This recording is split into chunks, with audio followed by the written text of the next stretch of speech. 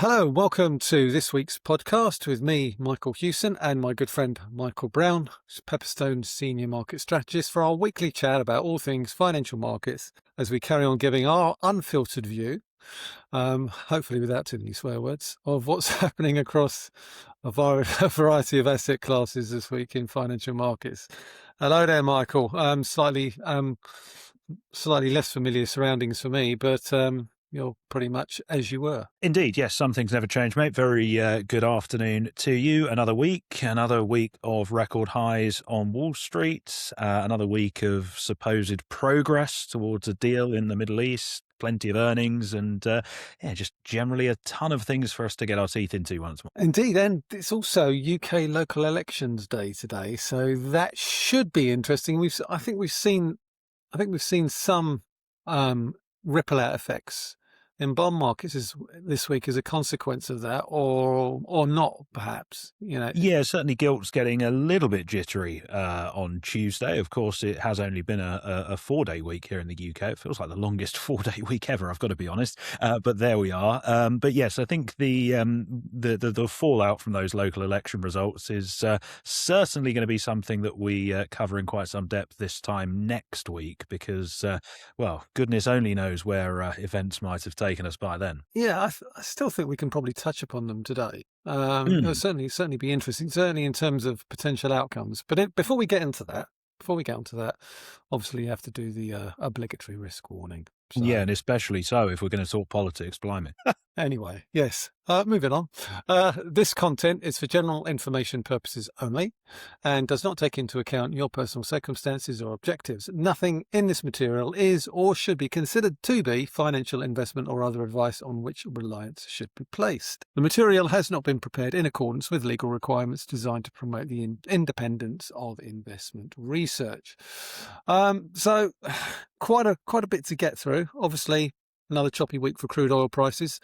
$120 barrel level it's a bit of a level, isn't it, Michael? It is. Well, that was if I remember rightly, and I'm sure if Clive Lambert is listening, he's going to chastise me for this because he's told me 3 times and I've got the level wrong 3 times. But the 120-ish level in the front Brent contract was the high that we saw basically when all of this kicked off. That gap higher at the start of March, and that was the high that we printed then. We've tested it 2 or 3 times henceforth, and we haven't really managed to break above it on a consistent or on a closing basis. And it does seem to be a level that the market doesn't particularly want to take us above. But then on the flip side of that, $100 a barrel to the downside is a level that the market doesn't seem overly comfortable in going sustainably below at this moment in time. Yeah, you can see that on this particular chart here. As you can see, there's been 3 tests or 4 tests of that $120 mark, one in early March, and again in mid-March, and again at the end of April, and now this week.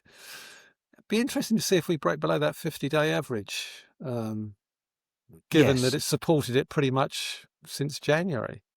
Indeed. And I think also the other thing to consider on that front is if we were to break below that $100 a barrel mark and close below that 50-day moving average, the psychological impact that could have, do we then start to see markets pricing out further rate hikes or any rate hikes from the BOE, from the likes of the ECB? Do policymakers themselves actually start to think twice over in Frankfurt about whether they want to deliver that rate hike in June that they've rolled the pitch so heavily for? But of course, all of this is sort of conditioned on the assumption that the US and Iran are going to come to a deal. And while reports indicate that is, potentially closer than it ever has been, there is still, a long way to go, and it could all unravel. We obviously hope it doesn't, but that potential is there. Well, you know what they say, record highs tend to beget record highs, and we've certainly seen that this week, particularly with the NASDAQ 100. We've seen it with the Nikkei 225 as well, which has spliced through 60 and 62K to make new record highs. And this is despite the fact that intervention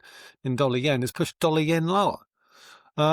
So there's almost wild-eyed optimism, I would call it, that we are going to get some form of resolution, and yields have come back, oil prices have come back, and the markets are almost reacting as if it's a done deal. They are, and I think that's pretty logical. Why would participants wait for confirmation of good news? That we've had basically a year and a half now of markets trying to front run and get ahead of what they see as inevitable policy U-turns, and this is probably just another example of that idea that people don't want to get caught in short risk positions. Are going to flip long as soon as they possibly can.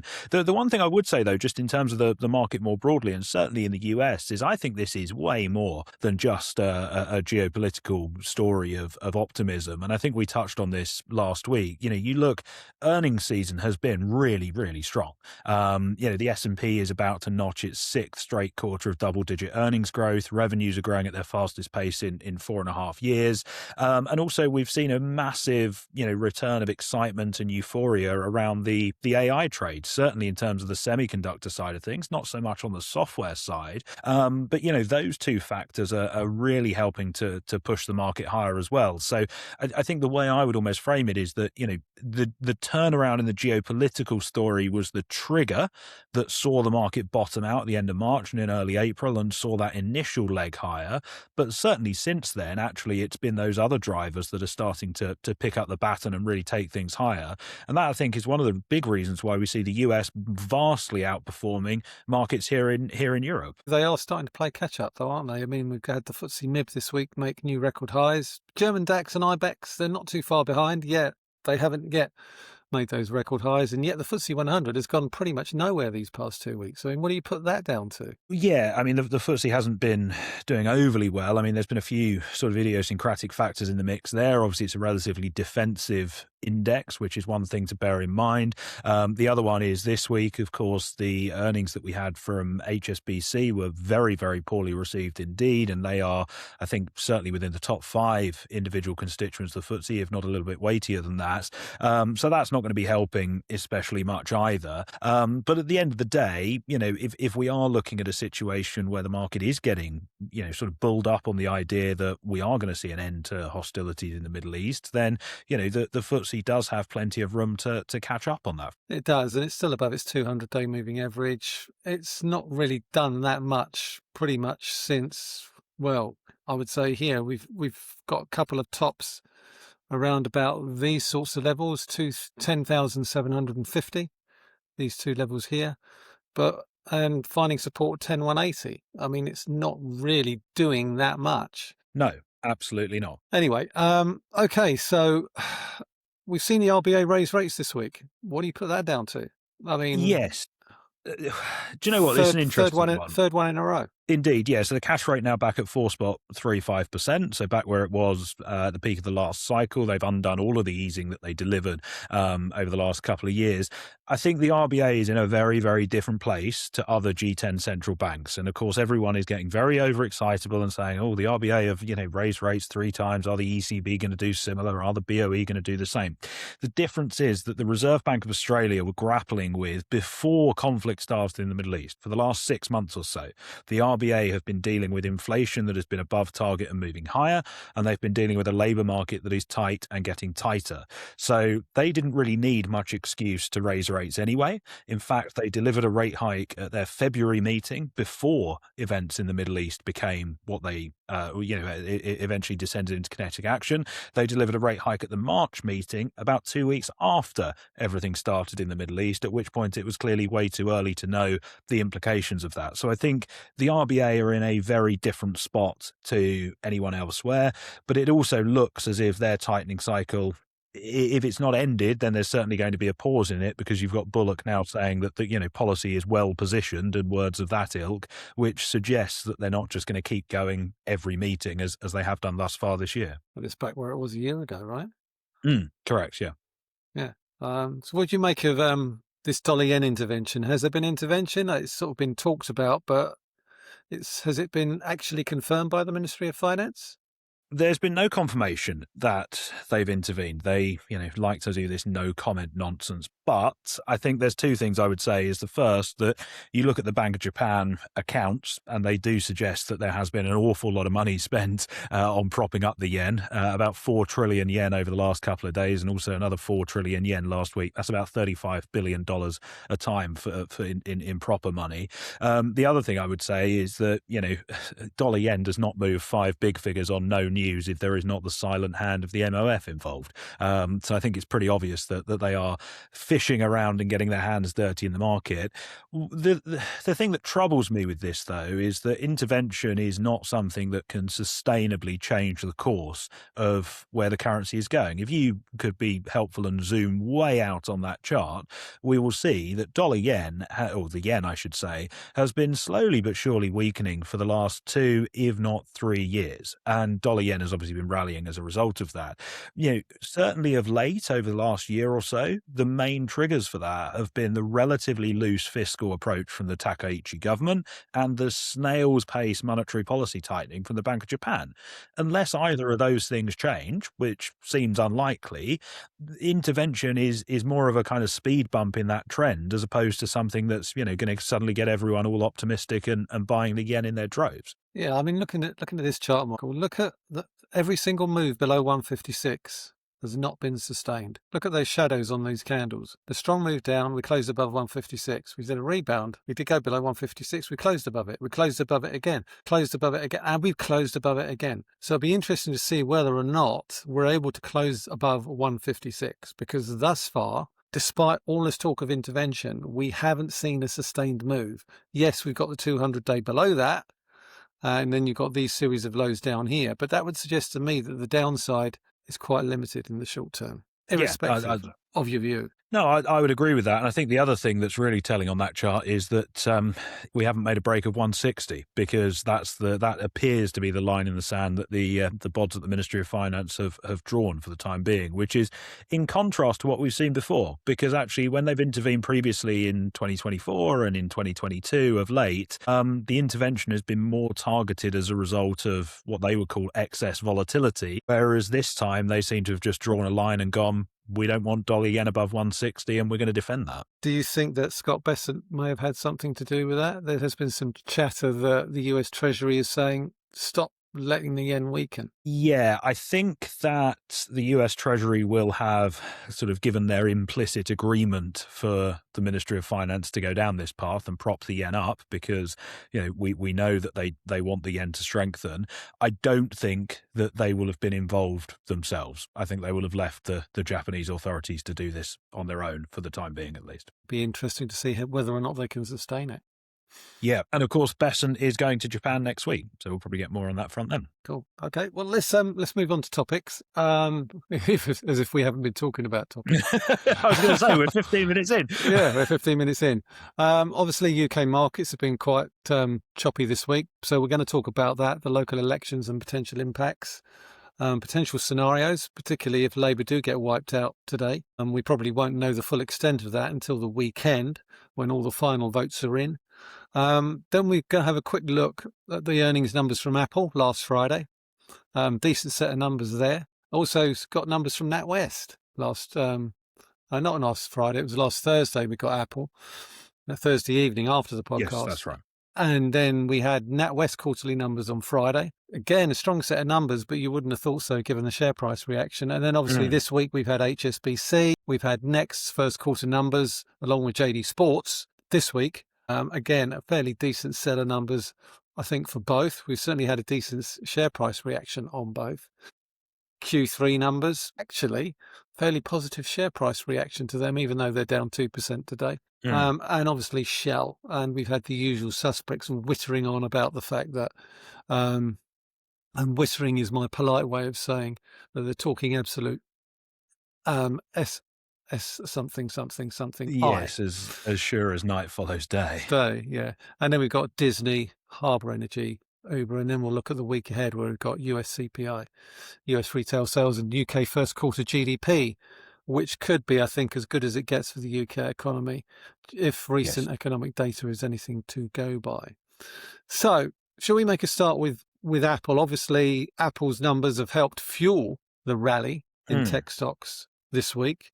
What did you make of them? Because the Chinese, the Chinese rebound in Chinese sales was really, really positive, which I was actually quite surprised by. Yeah, I was very surprised by that actually. China demand has been waning a little bit in recent quarters for Apple, so it's good to see that bouncing back. And actually, it was a very very strong report across the board. I think it was a record second quarter in terms of their fiscal year. Sales up by 20% on a year on year basis. It come up 20% on a year on year basis. A lot of it coming from the iPhone, as you might expect. We knew that the iPhone 17 had gone down very very well, and that continues to come through in their results. But what really stood out was the guidance. They previously, or the consensus was for sales growth of 9% in fiscal Q3. Apple coming out and saying that could be as high as 17%.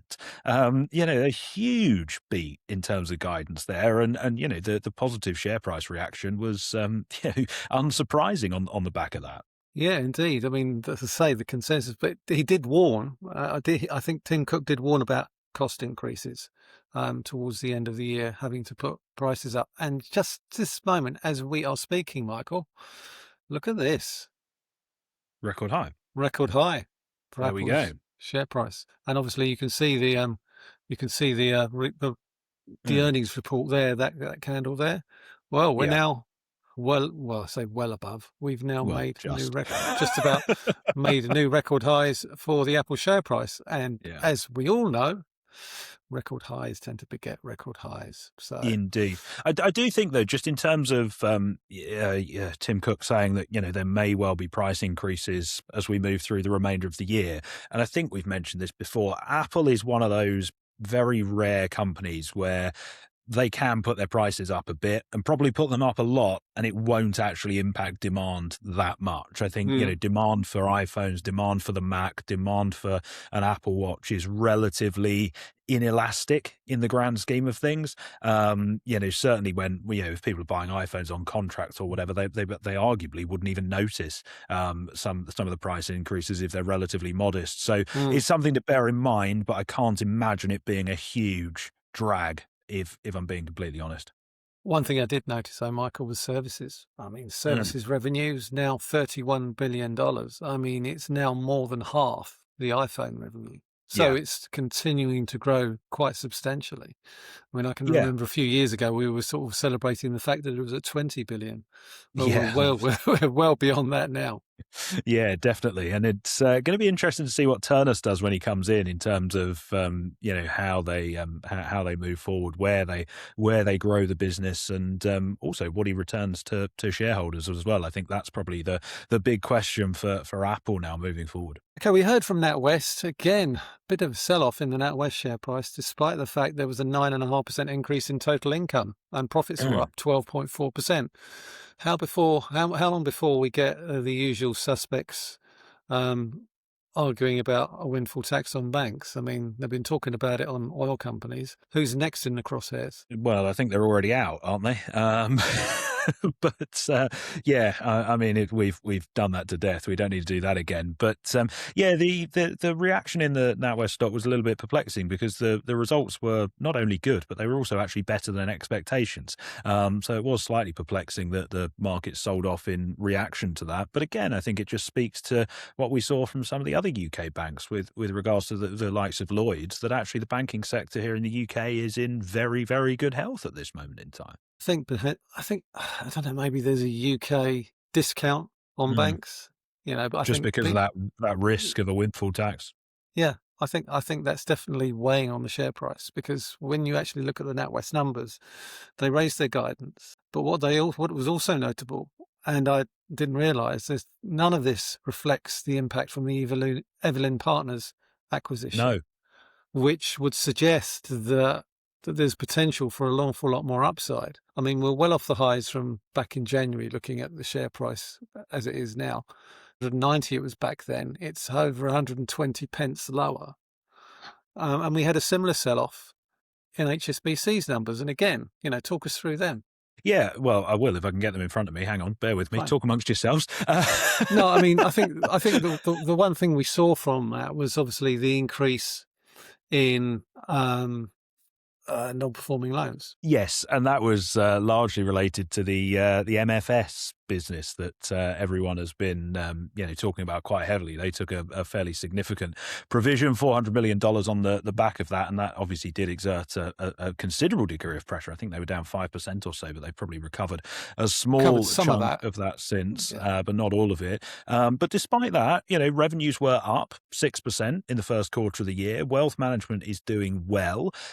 Profits were down a little bit. The big worry for me, though, and again, and this comes back to what we were saying around Barclays last week, is that despite the volatile nature of markets in the first quarter of the year, profits were down in the corporate investment bank. And, yes, you can argue that some of that would be potentially down to, deal-making activity slowing in a volatile environment, but your trading side should pick that up. And actually, Q1 was probably too early for any of that deal-making activity to slow down anyway.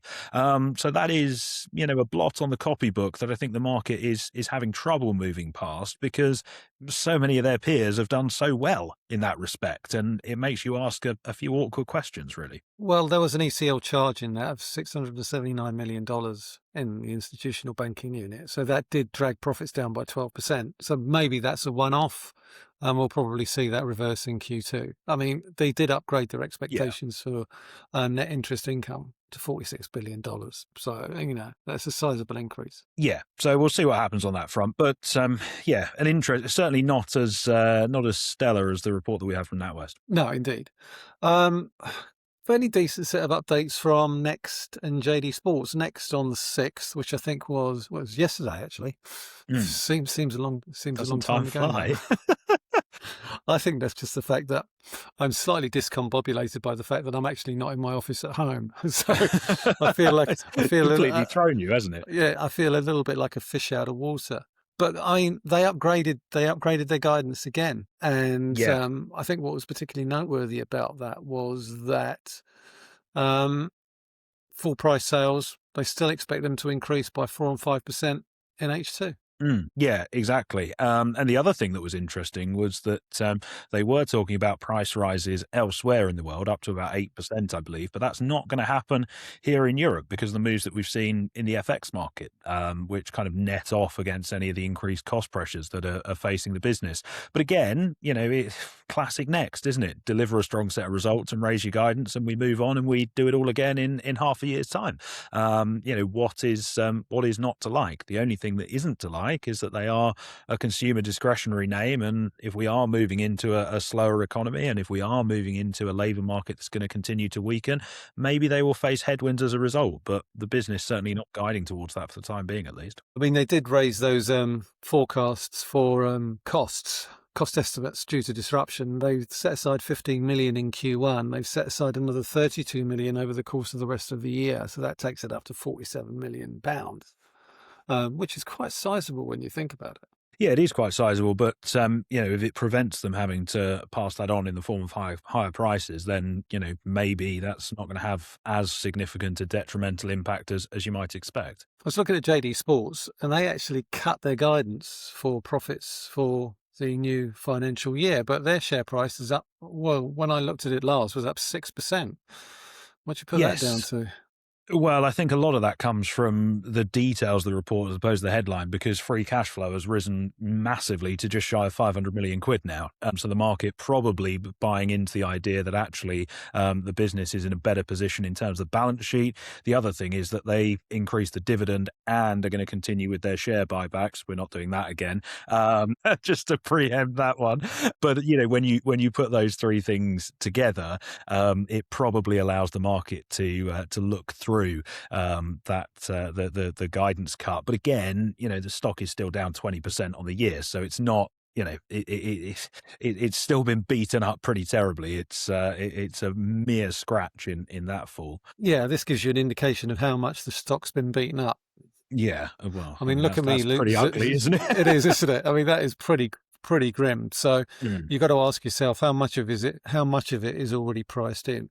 Yeah, and how much worse can it really get? I mean, look at the bounce there from 64 to 74p, 8.78% up. So potentially you could see a decent rebound there. And what was particularly notable was that the business that was doing particularly well was North America, and obviously the Hibbett acquisition. What was particularly notable was also that UK sales growth, -2%. Yeah, Yeah, exactly. And I think we've mentioned this before, but excuse me, if JD Sports hadn't bought Hibbert, they would be in. I mean, they're in a world of trouble as it is. When you look at the share price, they'd have been in an even bigger world of trouble if they hadn't completed that acquisition. yeah. Q1 trading had organic sales flat year on year and like-for-like down 2.3%. And obviously in the UK, growth in all regions except the UK, which saw a 2.1% decline in like-for-like sales, while North America saw growth of 12.8%. Make of that what you will. We got Diageo. I think obviously the shares got a boost as a consequence of Trump dropping the tariffs as a result of King Charles's visit, but aren't they illegal anyway? Haven't they been struck down? So, Yeah, I I mean, think, I'm not entirely sure which section of US commerce law those tariffs actually fell under, so yeah, they might have yeah. still been in place. But Mm. yeah, either. Oh, hello, I've pulled my headphones out. What have I done there? God, blimey, it's all going well here. Hopefully, you can still hear me. If I you can, can, yeah, yeah. there we All go. good, mate. All good. I think that, as you rightly say, the share price reaction was mainly driven by Mr. Trump, and it was just purely coincidental that they happened to release earnings around the same time, although the earnings did beat expectations, despite the fact that, somewhat ironically, given Trump was driving the rebound, sales in North America actually were a bit of a drag on the overall Yeah. numbers. Yeah, Europe, Latin America, and the Caribbean and Africa were the strong areas of that particular market. And to sort of give you an indication of, how beaten down Diageo's share price actually is, that's obviously, you can see the rebound above the 50-day. But if I zoom out It's just from 40 quid to 15 quid, mm. I mean, that's just, that's a world of pain. And I know there are some people who watch the podcast who are big, big owners of Diageo. But hopefully this is positive here. We've seen a big break higher. What we now need to see is a break above this £16 mark here, which has thus far capped any rebound. So it'd be interesting to see how that plays out. I think your mic is playing up slightly, mate.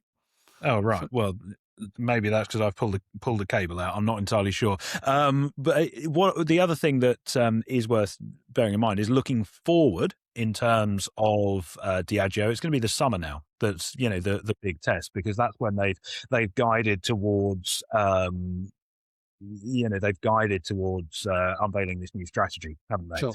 And we've got So the that World Cup. really, yeah, and obviously we've got the World Cup as well. So that's going to be the big test. What are sales like during the World Cup? Yeah. What do they say in terms of the strategy? Does that cheer the market up to take the stock higher still? But, a little bit akin to JD Sports. They've just been utterly beaten and bruised in recent years. So sometimes it's a case of just you need to basically hold on and hope that at some point we'll start to see a rebound and the market will fall back in love with them again. Yeah.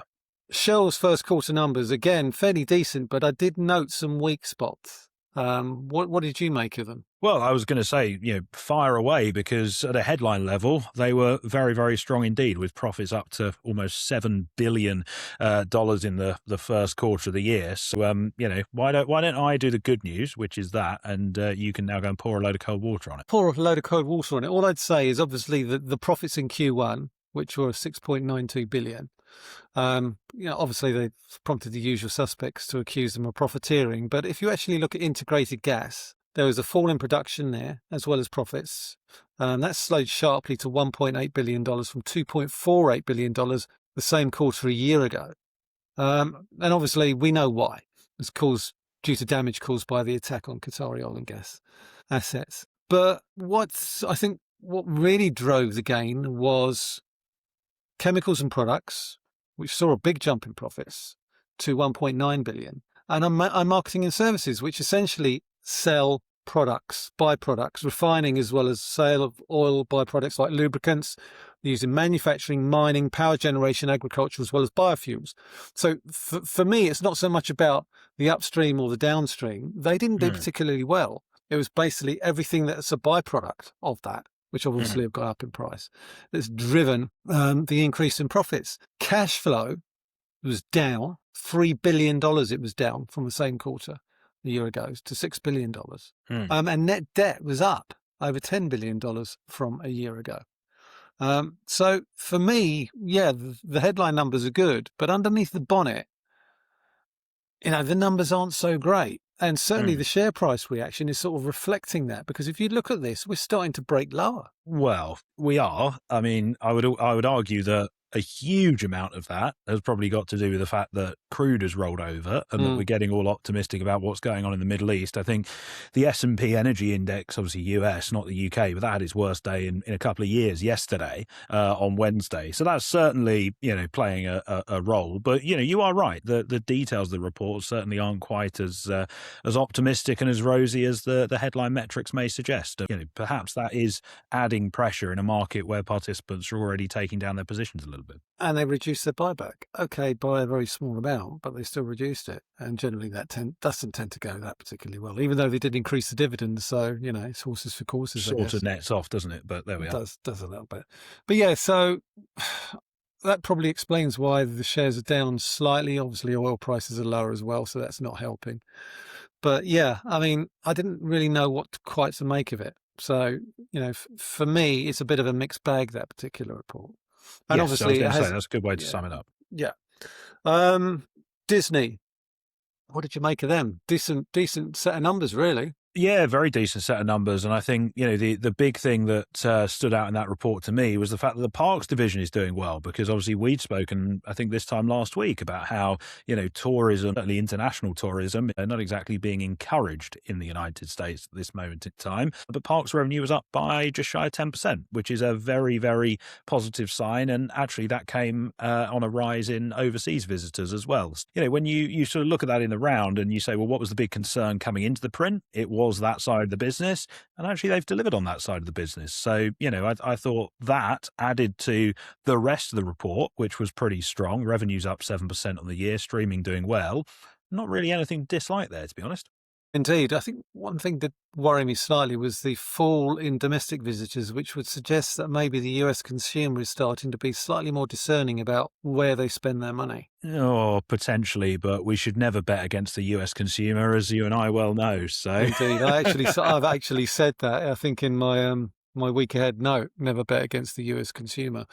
So, but yeah, I mean, we're heading into the summer now, and obviously we're heading into the World Cup. So it'll be interesting about, I think, with respect to the dynamic, when you've got all these overseas visitors for the World Cup, do they go to the parks in between the games? Yes, exactly that. And also on the domestic front as well. I know I've just said don't bet against the consumer, but if consumers are being a little bit more discerning, as you said, are they going to spend on the football or the soccer and not spend... and not spend on going to theme parks? Go down that. I won't. That was more than enough. No, it was. Let's move on to next week, mate. Yes. Well, obviously we've got payrolls tomorrow.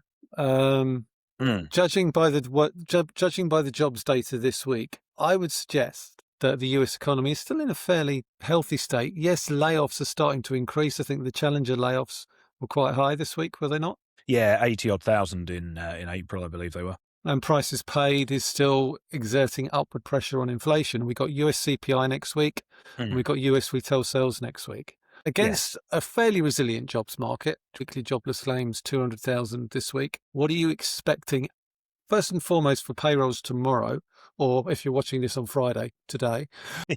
And what are you expecting for US CPI and US retail sales next week? Yeah, and let me just say now, if you're watching this after 1:30 on Friday, skip this bit. I don't want you to laugh at what I'm about to say. But headline payrolls are set to have risen by 65,000 last month. Unemployment holding steady at 4.3%. The prior unemployment rate was actually 4.256, I believe. So it could round down to 4.2 without doing very much. I don't think the jobs data is really going to tell us much new, to be honest with you. We know that the labour market is a bit of a weird one. The jobs market in the US is very, very good if you have a job. The pace of layoffs is relatively low in the grand scheme of things.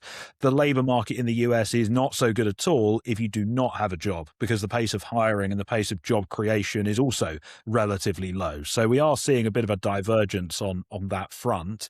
I would argue that, maybe the jobs market could do with a little bit of a less restrictive policy stance, but we're not going to get that for the next, quarter or two, if we're being completely honest, because the Fed are focused squarely on the inflation side of the dual mandate. Obviously, we've got this big energy shock coming down the pipeline. There is the potential for spillover effects in terms of the broader supply chain on that front. And also the Fed are going to monitor the risk of second round inflation effects as well.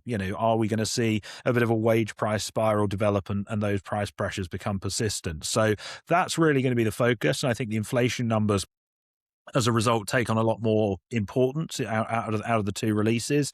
But again, the April CPI report, what's it going to tell us? It's going to tell us that gasoline prices have gone up again, albeit not by as much as they did in March, which I think was a record monthly increase. And it's probably going to again tell us that those price pressures are relatively isolated at the moment to the energy sector. So I think, if you're going, well, what are the Fed looking for? The Fed want to make sure that what we see is basically a hump. Headline inflation goes up, it comes back down. Core in very short order, 3 to 6 months, core inflation barely goes up at all. Well, you're going to have to wait another 3 or 6 months to get the data to prove that. Next week's number is not really going to tell us anything on that front. It very much depends on what's going to cause the follow through. It could be a quarter, it could be 4 quarters. If it's inflation that you're going to see driven by wages, that's obviously going to take a lot longer to spill over than if you're talking about inflation that's driven by a negative supply shock, which is the first order effect of what we've seen here. So what are we looking for? It was 3.3% in March. There's no consensus as of yet, which is slightly annoying, but you'd imagine somewhere near 3.5, something like that would be a sort of reasonable estimate. I would expect. Are we going to see headline inflation move back towards the 4% mark? Well, it depends where energy prices go. Ultimately, that depends on what happens in the conflict and when the Strait of Hormuz reopens, which brings us back to where we were at the start of this in terms of a deal and all the rest of it. I mean, it's mainly gasoline prices that are driving this, because natural gas prices in the US haven't really gone anywhere. Unlike here in the UK and in Europe more broadly. Be interesting to see what sort of effect next week's CPI number has on US Treasury yields. Retail sales for April. In my opening line on that, I say never bet against the US consumer has generally been a consistent mantra when it comes to US retail sales. We saw it at the start of the year, which typically tends to be a poor month because of cold weather. And then we got a fairly really strong rebound in February. So March, not so much. But, actually, no, there was an even bigger improvement in March. So where do we go from here? Yeah, again. Well, I think a large part of that was gasoline, wasn't it? It was, although the control group was relatively healthy in the grand scheme of things. I do think, just bear in mind, we did have that huge headline improvement in March because of gasoline prices. We're probably not going to get that again this time out because gasoline prices haven't gone up by quite as much. But again, the US consumer's in an interesting spot, and it reflects largely what's happening in terms of the labour market, because the upper income groups in terms of consumer spending, their spending's being driven more by the wealth effect than anything else. You've got equity prices at record highs, you've got real estate prices at record highs. That's making the wealthier consumer feel really good about themselves, and they got a lot of spending power, and they are going out and spending in their droves. The lower income groups, that's a little bit more problematic, where actually if you are struggling to find work, or if you're not confident that you can switch jobs, then they are probably pulling back on consumption a little bit. But overall, I think it remains the case that personal consumption, retail sales is still very, very healthy indeed, and it is largely still the growth engine of the US economy. How do you square that though with the low levels of consumer confidence that we're seeing? The very easy and maybe slightly lazy, people can come for me in the comments of this, is that the University of Michigan consumer sentiment data is utter tripe. I'm not talking about that. We know that data's shite. Okay. Well, the Conference Board number's not that low in the grand scheme of things. Is it not? I thought it was below 90.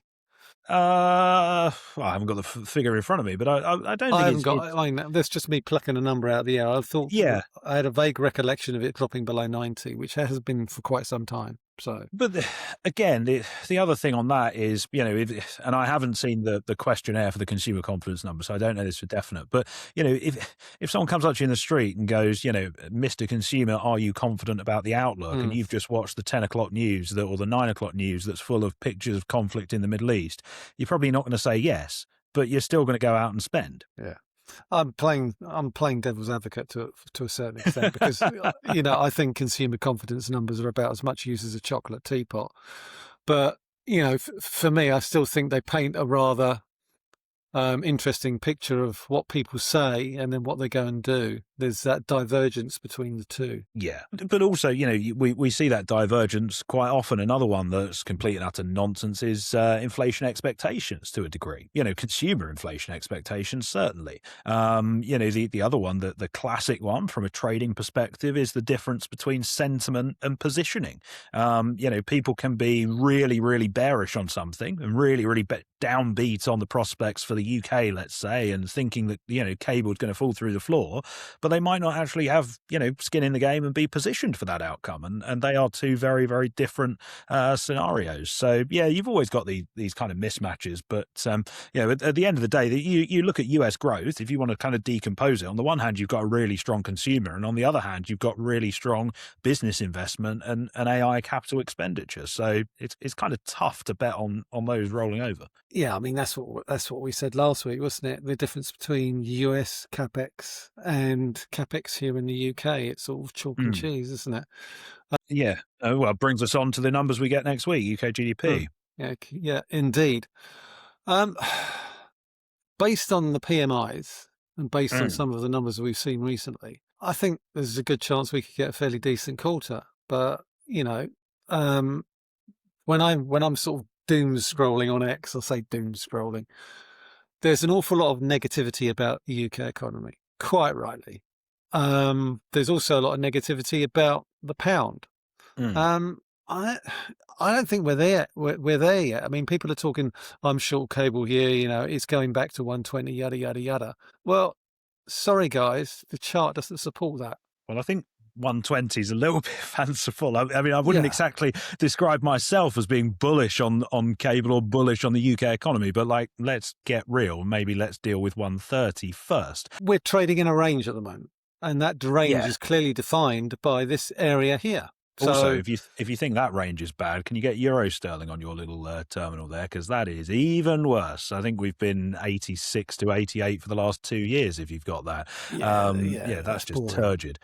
But the UK GDP numbers, I would agree with you. I think Q1 should be relatively strong. I'd say there's two reasons for that. One is because obviously the leading indicators like the PMIs point to it being a relatively decent quarter.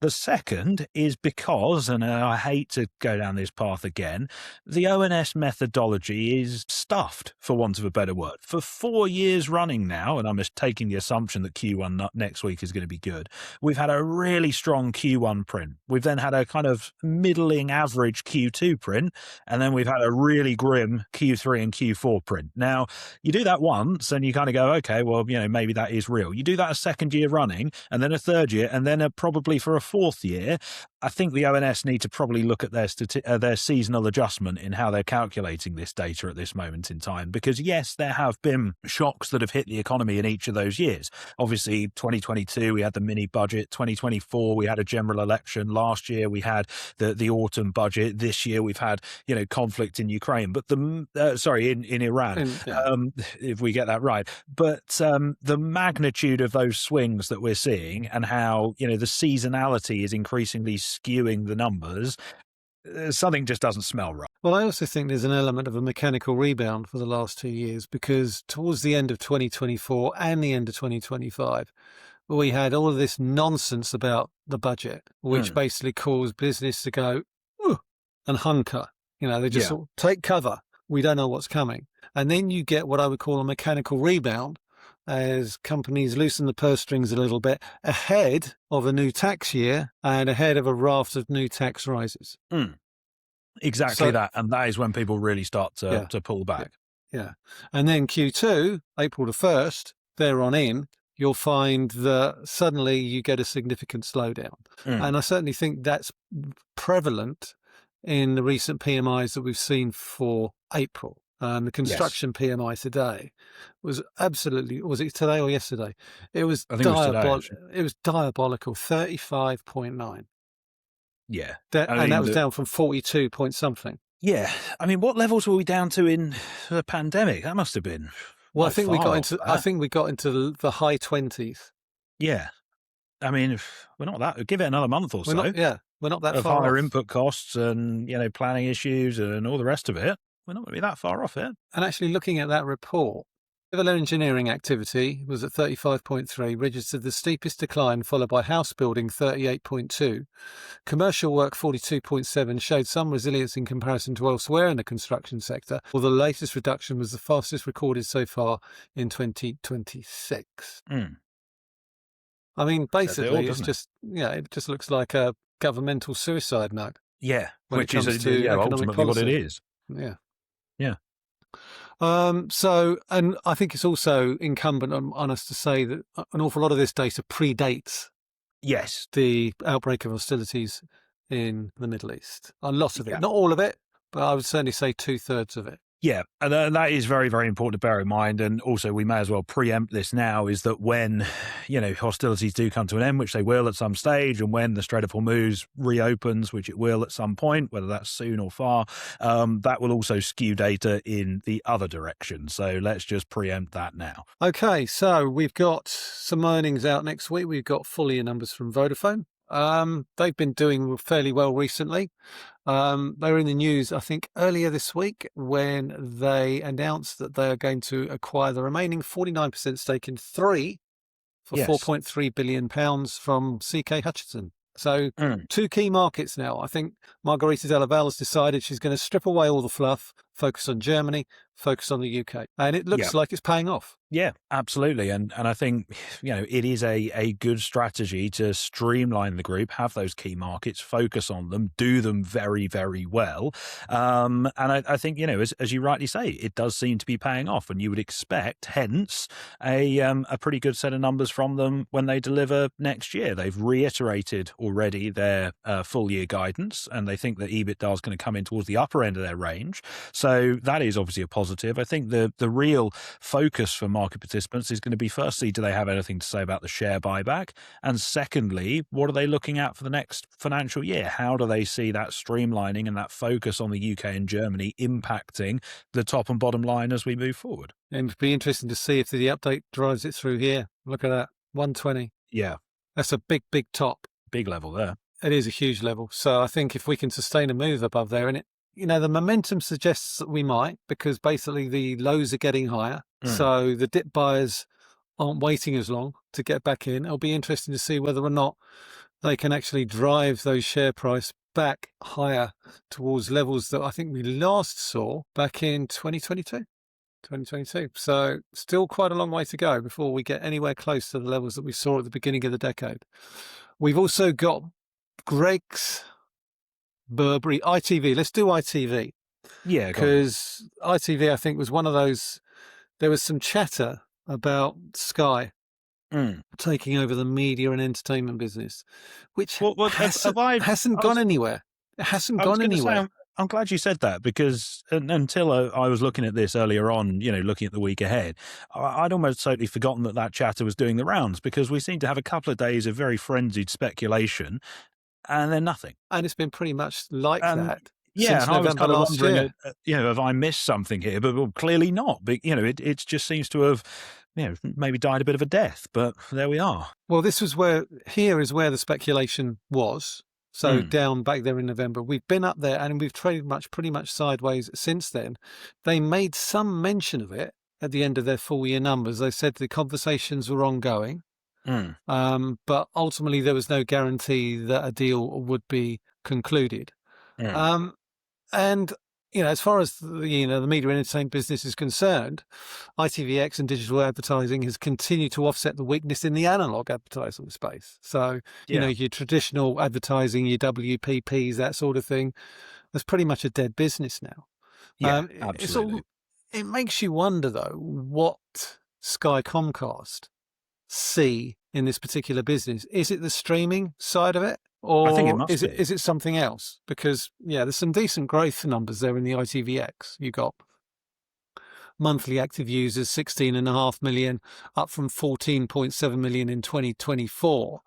You're talking less, just under 2 million monthly active users improvement in the space of a year. That's not a lot. No, I think it's got to be the streaming side that they're interested in, because as you rightly say, the advertising side of things is just dead and buried, and you can go and look at advertising earnings and even companies like Snapchat, for example, what weighed on their revenues the other day, major advertising drag. That business is pretty much dead. I do think it'll be interesting to see what they say about the potential acquisition in their upcoming report, though, because what they said previously was basically just a boilerplate statement that told nobody anything at all. It's going to be, I think the key tell is, do they reiterate that, or do they, say that it's dead in the water, or do they actually upgrade that and say they're moving closer? I think the latter of those three is probably unlikely, because we'd have heard some sort of sources story to that to those ends by now. But the chart is pretty clear. We had that massive gap higher when this speculation was announced. If the deal's off, no prizes for guessing where we go.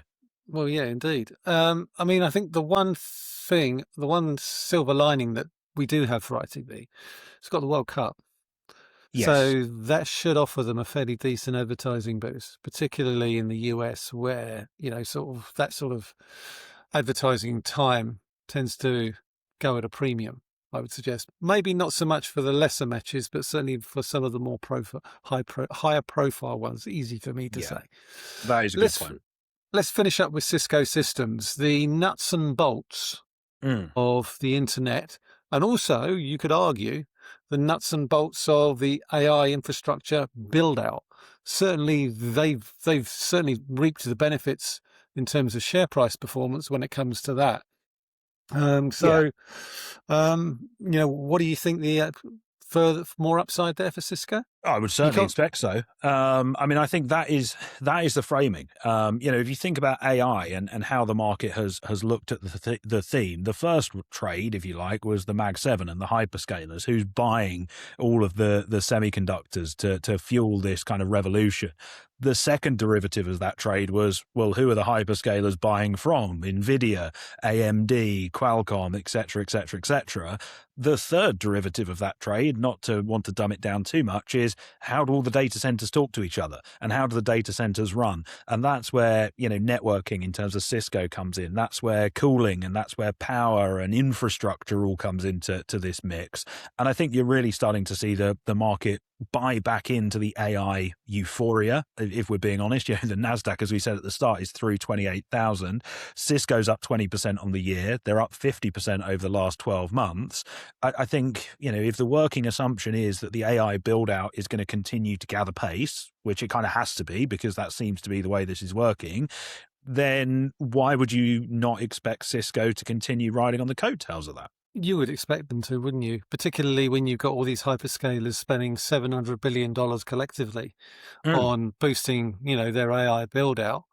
You're going to need networking revenue. And networking revenue in terms of Cisco Systems was up by 21% when they posted in Q2. They reported significant momentum in AI, saying it expects AI orders to exceed $5 billion this year alone. So if they come in and say, well, actually, it's not 5 billion, it's probably going to be 6 or 7, then you could well see, further upside towards $100. Yeah, absolutely. Quite easily. This is where, you need to take things a little bit of a step further, where, we've just come through. No, was it last week or the week before? I think it was last week, wasn't it, when we had Amazon and the like reporting, and they've all upped their capex guidance. Well, think about where that capex is going to go. And you then look forward to someone like NVIDIA, who report in a fortnight's time. Well, expectations for NVIDIA are going to be even higher than they were, because everyone's going to be sat there going, well, Alphabet are going to spend 20 yards more, Amazon are going to spend 10 yards more, Meta are going to spend more as well. NVIDIA is going to get the bulk of it. So how high are your revenues going to go as an extension of that? And I think Cisco is just another sort of arm of that play. Yeah, you just join the dots. Yeah, absolutely. Okay, well, on that note, I think we can probably wrap up this week's podcast. I think this one was a fairly good one, and all the charts worked, which is always a good thing. we should probably quit while we're ahead, because otherwise something's going to go disastrously wrong if we're not careful. Yeah, I probably jinxed it now. Anyway, always a pleasure to speak to you, Michael. Always good fun, mate. Good. Enjoy the payrolls data tomorrow. I'm sure it'll do absolutely nothing. Oh, I can't wait. And have a good weekend. Anyway, I'll speak to you all too, same mate. time, same place next week. Cheers. See you later.